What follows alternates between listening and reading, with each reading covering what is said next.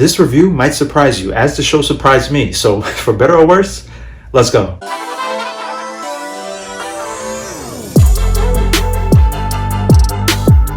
Before we kick off this review, my name is Chris and thank you so much for watching. I appreciate it if you hit that like button, and if you're new to the channel, hit that subscribe button. This way you'll stay up to date with more fun reviews uploaded weekly. Hey everyone, so apparently you can't wear green against a green screen. So this is my green screen, as you can see. And here is the green hat that I intended on using.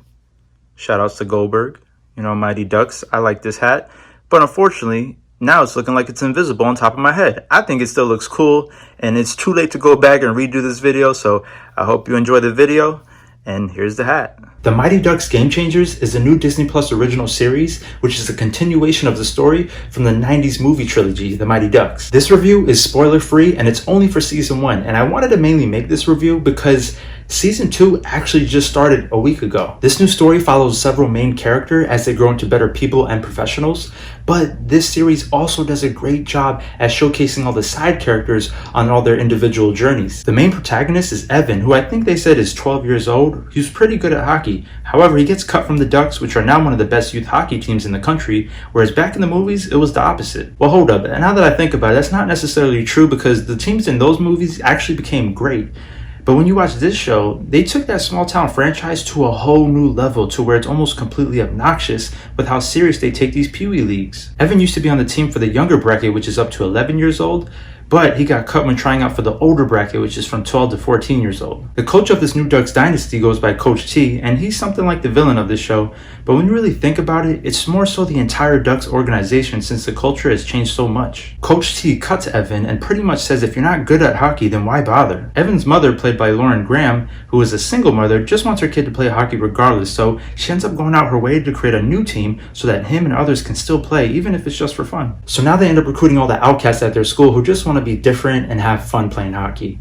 But they end up calling the team the Don't Bothers, which I thought was corny throughout the whole entire series, but I get why they did it because it's for the story. It ties into what I said about the previous coach who said, don't even bother playing hockey if you're not going to win at it.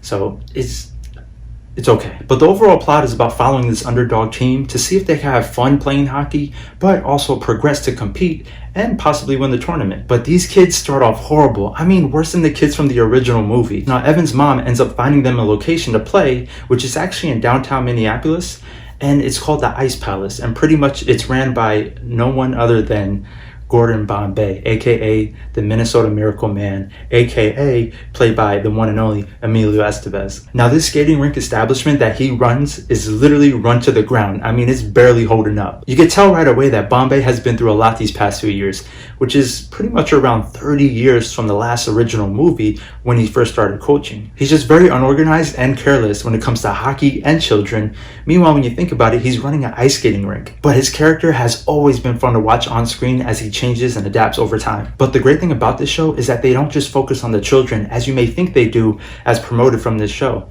I mean, you're looking at me probably like, Chris, why are you reviewing this kid's show? But hold up.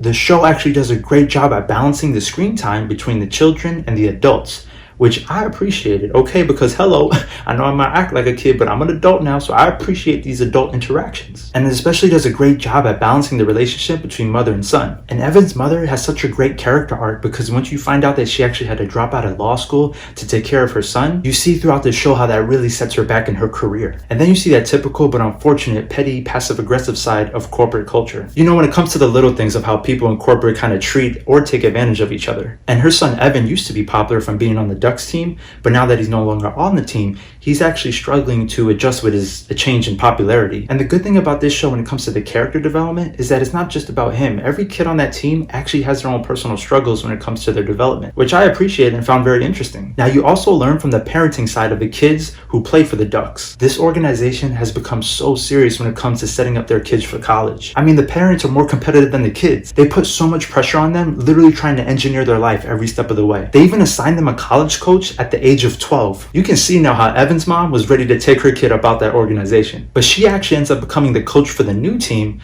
which is very fun to see because her methods are very slow but strange. But she means well because you can see how in her methods she's trying to build team chemistry different from the Ducks. And although she's trying super hard, you know deep down that she means well and she only wants what's best for the kids, for them to have fun and also get better. But now Gordon Bombay, don't forget about him, because he's that guy. He's the main dude of this whole series, from the movies to the show. But this series, he kind of does play the back seat. He does give good life advice to each kid, but little by little he does start to coach hockey from behind the scenes. But Bombay does have the best teaching methods, because he does take his time to notice the little things that other people might miss when it comes to these kids, such as if they're lacking in a certain skill, he could come up with a fun, creative way to help that kid get better without even realizing it. So he makes it very personal to that player. And another thing about him, I just love his dark, negative humor on this show. I mean, he really hates when people bother him. He just wants to be left alone. There's one scene where the mom barges into his office and he's pretty much asking, as anyone would, like, what do you want? Why you just barge in without knocking? And she's like, oh, I thought you said come in. And he's like, I haven't said come in 10 years. Leave me alone. But I really enjoy the interaction between him and Evan's mom, because Evan's mom is kind of socially awkward. She kind of talks too much, and Bombay's the complete opposite. But over time, they come together and you could kind of slowly see a romance build. And I surprisingly enjoyed the interaction between all the characters on the show. So major props to the casting, because everyone on set just looks like they had great chemistry together. The team was also very diverse with different nationalities and personalities. Plus there's this random kid on the team that you would never expect he had a great singing voice. I mean, when you first hear this kid sing, it's shocking. It's funny, but it's shocking. You respect it right away because you did not see it coming. The music was pretty good and uplifting, and the script was good as well. You know, it had a lot of ups and downs or different flows for each character. The first season does have 10 episodes, which run around 30 minutes per episode, which I personally think is perfect for this type of show. If you still don't care to watch this series based on my review, but yet you love the original movie trilogy, or even that first movie, which is a classic, the second one is really good too, I would highly suggest just watch the first episode of this series, because it's one of those first episodes in a series where they do such a great job at just showing you the plot, all the characters, you know, the possible outcomes. You really see the full potential of what this show could be. But all right, we're gonna cut corners here. It's still spoiler free, but if you don't care for that and you just want to get hit with nostalgia, and by nostalgia I mean, you know, maybe some characters come back. I'm not gonna tell you who. There's a few, oops, you know, but I would suggest watching episode 6. Trust me, that's a good episode. It doesn't spoil too much in the show, but it's just one of those episodes, once they reach a peak, they kind of stay there for a minute and enjoy it. And as a fan of the original, you just sit back and appreciate it. You know, that episode is one of my favorites for obvious reasons. So that's all I'm gonna say about that. I'm gonna shut up now. That's it. Now, the ending was unexpected, and I can't imagine how quickly these kids progressed in skill. It just seemed like they had very small time to prepare, and once you see how good they got, it just appears very unrealistic. With the small amount of time that we see on screen, it just seems very unrealistic of how great they became based from where they started. Also, some of the hockey plays did look kind of corny and unrealistic, but I get it, it's fun for the kids. And when I thought about it, watching the original movie, I could see where they got some of these crazy ideas from, because some of the stuff they do is kind of wild and corny, but it's fun. I also personally did not care at all for the kid drama, you know, what goes on in school or the boy-girl romance. I didn't really care for that. But like I said before about the balance of the show, I really did appreciate and find interesting the interactions between the adults. But before we wrap this up, you know what? On the spur of the moment, let's just do a quick top 10 of my favorite characters from least to most. Let's go.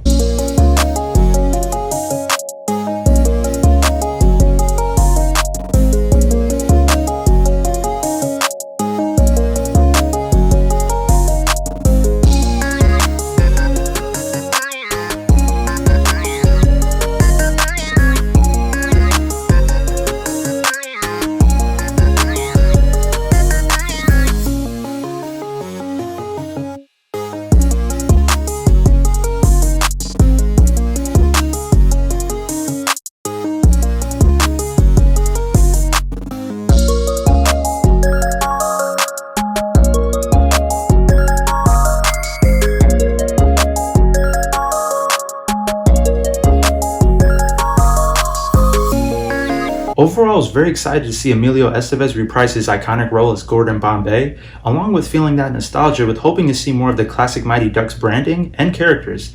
This new series delivers on all that, plus with the unexpected new cast with great chemistry. I appreciated the balance of character development the show displayed between the child and adult characters, which made this show worth watching for the whole family. Quack, quack, quack, quack, quack, quack, quack, quack, If you enjoyed this video, make sure you hit that like button. And if you want to see more, just subscribe. If you want notifications for new uploads, hit that bell icon. Also, if you could share this video with your family and friends, I would greatly appreciate it.